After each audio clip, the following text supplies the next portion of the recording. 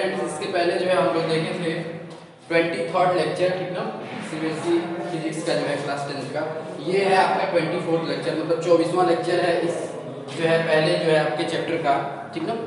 तो ये हमारा टॉपिक है refraction of light through a rectangular glass slab. हमने जो है रेक्टेंगुलर ग्लास स्लैब को इसमें देखना है कि कैसे जो है यहाँ पे जो है रिफ्रैक्शन होता है। जनरली हम जो मीडियम था हमारा ना, दो मीडियम, वहाँ पे हम रिफ्रैक्शन देख चुके हैं। तो यहाँ पे हमारे पास जैसे मान लीजिए कि ये ग्लास का जो है रेक्टेंगुलर स्लैब रखा गया है, ठीक ना, ग्लास कांच जिसको बोलते हो आप लोग। तो इसमें जो है लाइट का रिफ्लेक्शन कैसे होता है, तो यहाँ पे लाइट का रिफ्लेक्शन ना 2 टाइम्स होता है। देखिए जैसे मान लीजिए ग्लास है और ये हमारा जो है जो मीडियम है वो एयर है, तो एयर से ग्लास में एक बार लाइट जाएगी, यानी कि रेयर से डेंसर मीडियम में रिफ्लेक्शन होगा, और फिर उसके बाद से जो है ग्लास से एयर में लाइट जाएगी, यानी कि वहां पे जो है डेंसर से फिर रेयर मीडियम में जो है लाइट का रिफ्लेक्शन होगा। यानी कि 2 टाइम्स रिफ्लेक्शन यहाँ पे होने वाला है। और यहाँ से एक नया वर्ड निकल के आएगा लैटरल डिस्प्लेसमेंट, उसको भी हम लोग डिफाइन करेंगे, ठीक है। तो इसी टॉपिक को जो है हम लोग देखना है। देखिए तो मान लीजिए हमारे पास कोई मोनोक्रोमेटिक लाइट है। कैसी लाइट है? Monochromatic light. मोनोक्रोमेटिक का लाइट का मतलब होता है ये कि उसका जो कलर होना चाहिए ना वो एक होना चाहिए। जैसे मान लीजिए हो सकता है कि ये पीली कलर की लाइट हो, येलो कलर की हो सकता है कि ये वायलेट कलर की लाइट हो, कोई भी एक हो सकता है, ठीक है। तो मोनोक्रोमेटिक लाइट को क्या करेंगे हम लोग, ऑब्लिकली इंसिडेंट कराएंगे एक रेक्टेंगुलर ग्लास स्लैब पे। तो देखिए ये यहाँ पे हमने खींच दिया नॉर्मल, ठीक है, ये हो गया आपका नॉर्मल। लाइट को जाना चाहिए इस पाथ पे, देखिए इस पाथ पे जाना चाहिए, ठीक ना। लाइट इस पाथ पे ना जाके, इसका ओरिजिनल पाथ है, ये यहाँ से बेंड हो जाती है। हम लोग पढ़ चुके हैं कि जब भी लाइट जो है क्या होता है कि रेयर से डेंसर मीडियम में जो है एंटर करता है तो वो नॉर्मल की ओर क्या हो जाता है, बेंड हो जाता है, ठीक है। अब देखिए, अब इस वाले एंगल को आप लोग बोलते हो एंगल ऑफ इंसिडेंस आई, ठीक है, और इस वाले एंगल को आप लोग बोलते हो क्या, एंगल ऑफ रिफ्रैक्शन यानी कि आर, ठीक है।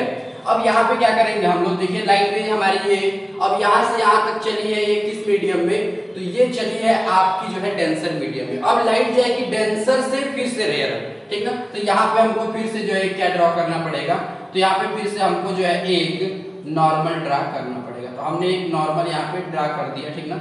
इस नॉर्मल को हमने n1 नाम दे दिया, ठीक ना, और इस नॉर्मल को हमने n2 नाम दे दिया। देखिए अब यहाँ पे ये वाला एंगल देखिए, ये वाला एंगल जो है ये r के बराबर होगा। कैसे r के बराबर होगा, तो देखिए ये एक लाइन है, ठीक ना, ये एक लाइन है, और यहाँ पे ये एंगल ऐसे बना है ना, तो आप जानते हो कि दोनों एंगल आपस में क्या होते हैं, इक्वल होते हैं, ठीक ना। कौन से एंगल है, अल्टरनेट इंटीरियर एंगल्स हैं, तो आपस में बराबर होते हैं, आप लोग पढ़े। अब देखिए अब लाइट को जाना चाहिए इस पाथ पे, ओरिजिनल पाथ इसका ये है, लेकिन अब बताइए कि लाइट जो हमारी है वो जा रही है डेंसर से रेयर मीडियम। तो अब ये तो नॉर्मल की ओर बेंड होगी नहीं, इस बार ये नॉर्मल से क्या हो जाएगी, दूर चली जाएगी, अवे फ्रॉम द नॉर्मल। हमने जो है रिफ्रैक्शन के लॉ में इसको देखा था। देखिए तो ये लाइट जो है ऐसे चली है, ठीक है। ये आपका जो है ओरिजिनल इंसिडेंट रे है, जो शुरू में भेजा गया था, ठीक ना, ये इंसिडेंट रे है, ठीक ना।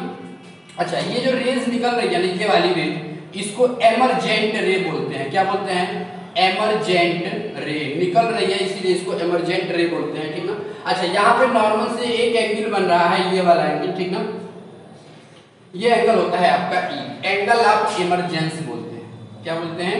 एंगल ऑफ एमरजेंस, ठीक है, एंगल ऑफ इमरजेंस। अब यहाँ पे ये देखेंगे आप लोग कि इस लाइन को आगे तक अगर प्रोड्यूस कराया जाए, इस लाइन को आगे तक प्रोड्यूस कराया जाए, तो हम ये देखते हैं कि ये जो लाइन है ना, ये कौन सी लाइन, जो हमारे इंसिडेंट रे का काम कर रही है, वो इमरजेंट रे के पैरेलल होती है। यानी कि इससे ये क्लियर हो गया कि जब एक्सपेरिमेंट किया गया ना, तो एंगल आई की जो वैल्यू थी ना, वो एंगल किसके बराबर आ गई, ई के, यानी कि angle of incidence, angle of incidence is equal to angle of emergent, ठीक है। Angle of incidence is equal to angle of emergent. इसको आप जब जाएंगे ना अपर क्लासेस में, तो वहां सेंस लॉ लगा के और इसको प्रूव भी किया जा सकता है, ठीक ना। तो यहाँ पे एंगल ऑफ इमरजेंस की वैल्यू जो है वो एंगल ऑफ जो है इंसिडेंस के बराबर हो गई। इसको एंगल ऑफ इमरजेंट ना लिख के इमरजेंस लिखेंगे, ठीक है। तो ये इनके बीच में क्या आ गया, देखिए एक ये परपेंडिकुलर डिस्टेंस आपको दिख रहा होगा, किसके किसके बीच में, तो जो हमारा जो ओरिजिनल इंसिडेंट रे रे था उसको हमने आगे तक प्रोड्यूस करा दिया, और फाइनली जो हमारा इस ग्लास से जो रेज निकल रहा है इमर्जेंट रे, इनके बीच में देखिए गैप दिख रहा है, तो इनके बीच के जो परपेंडिकुलर गैप होता है ना, ये वाला गैप, ठीक ना, इसी को हम लोग बोलते हैं लेटरल डिस्प्लेसमेंट। क्या बोलते हैं? लेटरल डिस्प्लेसमेंट बोलते हैं, ठीक ना। तो लेटरल डिस्प्लेसमेंट को डिफाइन करना बहुत ही आसान है। द लेंथ या फिर the gap between incident ray and emergent ray is called the lateral displacement. बहुत इजीली इसको डिफाइन कर सकते हो, ठीक ना। The perpendicular gap, the perpendicular gap भी बोल सकते हो, इसीलिए इसको लेटरल बोल रहे हैं। The perpendicular gap between emergent ray and incident ray is called lateral displacement. इसको हम लोग क्या बोलते हैं?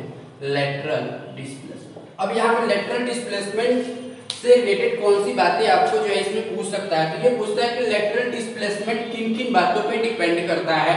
तो लेटरल डिस्प्लेसमेंट यहाँ पे डिपेंड करता है आपके एंगल आई पे। एंगल आई जितना ज्यादा होगा ना, लेटरल डिस्प्लेसमेंट उतना ही ज्यादा होगा। यानी एंगल आप इंसिडेंस की वैल्यू अगर आप बढ़ाते हो, एंगल ऑफ इंसिडेंस यानी आई की वैल्यू को आप बढ़ाते हो, तो जो हमारा लेटरल डिस्प्लेसमेंट होगा वो भी क्या हो जाएगा? बढ़ जाएगा। देखिए कैसे, जैसे मान लीजिए इस एंगल को आपने बढ़ा दिया, तो ये जो है क्या होगा? अब ज्यादा डेविएट होगा, ज्यादा डेविएट होगा यानी कि ज्यादा डिस्टेंस जो है इनके बीच में गैप आएगा। जब ज्यादा गैप आ गया तो लेटरल डिस्प्लेसमेंट क्या हो गया? ज्यादा हो गया, ठीक है। तो ये पहला फैक्टर है जिस पे ये डिपेंड करता है लेटरल डिस्प्लेसमेंट। दूसरा देखिए क्या है, दूसरा फैक्टर ये होता है यहाँ पे इसका रिफ्रैक्टिव इंडेक्स। जो ग्लास हमने लिया है ना, ये वाटर का भी हम बना सकते हैं, रेक्टेंगुलर ग्लास स्लैब, और ये आपका जनरली ग्लास भी हो सकता है, डायमंड भी हो सकता है। तो जिसका रिफ्रैक्टिव इंडेक्स ज्यादा होगा उसका लेटरल डिस्प्लेसमेंट भी ज्यादा होगा। रिफ्रैक्टिव इंडेक्स को जनरली आप लोग n से दिखाते हो, तो n जब आप बढ़ाओगे तो उसका लेटरल डिस्प्लेसमेंट क्या हो जाएगा? बढ़ जाएगा। तो दो चीजें यहाँ पे हो गई। तीसरी एक और चीज होती है, ये होती है थिकनेस ऑफ द ग्लास। इस ग्लास की थिकनेस जितनी ज्यादा होगी, उतना ही आपका लेटरल डिस्प्लेसमेंट ज्यादा होगा। थिकनेस को हम लोग T से दिखाते हैं, तो T बढ़ेगा तो फिर से लेटरल डिस्प्लेसमेंट क्या हो जाएगा? बढ़ जाएगा। लास्ट फैक्टर इसका होता है वेवलेंथ। क्या होता है? वेवलेंथ। यानी कि मोनोक्रोमेटिक लाइट जो हमने डाला है वहां पे यदि हम रेड लाइट को लेते हैं तो उसका लेटरल डिस्प्लेसमेंट सबसे कम होगा, और यदि वायलेट लाइट को लेते हैं तो उसका लेटरल डिस्प्लेसमेंट सबसे अधिक होगा। यानी हम कह सकते हैं कि वेवलेंथ यदि बढ़ेगा, वेवलेंथ जो लैम्डा होता है, जो 9th क्लास में आप लोग पढ़े थे, यदि वेवलेंथ जो है बढ़ता है तो लेटरल डिस्प्लेसमेंट की वैल्यू क्या हो जाती है? घट जाती है। यानी आप कह सकते हो कि वेवलेंथ के बढ़ने पर या वेवलेंथ जो होता है लेटरल डिस्प्लेसमेंट का इनवर्सली प्रोपोर्शनल होता है। तो यहाँ से एक बात आपको समझ में आ गई कि हमारा लेटरल डिस्प्लेसमेंट इन 4 फैक्टर्स पे डिपेंड करता है। कौन कौन से फैक्टर्स हैं? तो एंगल ऑफ इंसिडेंस और refractive index, thickness of the glass and wavelength. इन तीनों के डायरेक्टली प्रोपोर्शनल होता है, और वेवलेंथ के क्या होता है? इनवर्सली प्रोपोर्शनल होता है, ठीक है। तो हमसे अगर पूछा जाए कि the maximum lateral displacement for the which colours, तो आप बताइए दोस्तों कि वायलेट कलर के लिए, वायलेट कलर के लिए क्या होता है? मैक्सिमम। वायलेट के लिए क्या होता है? Maximum LD, maximum lateral displacement. और जो रेड होता है ना, रेड के लिए क्या होता है? Minimum lateral displacement. तो ये कुछ जो है इंपॉर्टेंट बातें हैं जो आपको याद रखना है इस लेक्चर से रिलेटेड। फिर जो है हम लोग नेक्स्ट लेक्चर में जो है बात करेंगे image formation by the lenses, spherical lenses by convex lens and by concave lens, ठीक है।